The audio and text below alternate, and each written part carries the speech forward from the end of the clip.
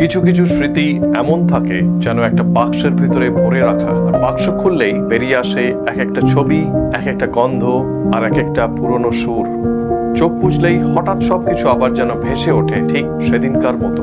যেমন বৃষ্টির জলে কাগজের নৌকো, পাড়ার গলিতে লুকোচুরি খেলা, মাঠে ফুটবল বা ক্রিকেট খেলতে গিয়ে ভেজা ঘাসের গন্ধ, ধুলো মাখা শরীর, জিতলে উল্লাস, হারলে চোখে জল। পড়তে পড়তে মন চলে যেত অন্য কোথাও, মাঝে মাঝে খাতার পাতায় কাটাকুটি খেলা, কারেন্ট চলে গেলে লণ্ঠনের আলো, আর সেটা নিভিয়ে দিলে জোনাকির আলো।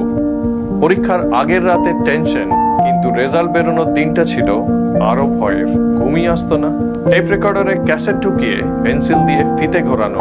মনে পড়ে রবীন্দ্রসঙ্গীত থেকে নতুন সিনেমার গান, সবই বাজতো একই ঘরে। তখন কোনো বিয়ে বাড়িতে যাওয়া মানেই শুধু সাজগোজ নয়, আকর্ষণ ছিল বিয়ের ভোজে খাওয়ার কম্পিটিশন। কে কতবার মাংস নিল, আর কে শেষে সবচেয়ে বেশি রসগোল্লা খেলো, তাই না? সত্যজিৎ রায়, ফেলুদা, কাকাবাবু আর ব্যোমকেশ রহস্য, রাত জেগে পড়া, নন্টে ফন্টে আর টিনটিনের পাতায় হারিয়ে যাওয়া, নতুন আনন্দমেলা, শুকতারা, পুজোর সংখ্যা হাতে নিয়ে পাতার পর পাতা গল্পে ডুবে থাকা, স্কুলের সেই মেয়েটির একটু মুচকি হাসি, কিংবা খাতা ধার চাওয়ার অজুহাতেই হঠাৎ হতো চোখাচোখি।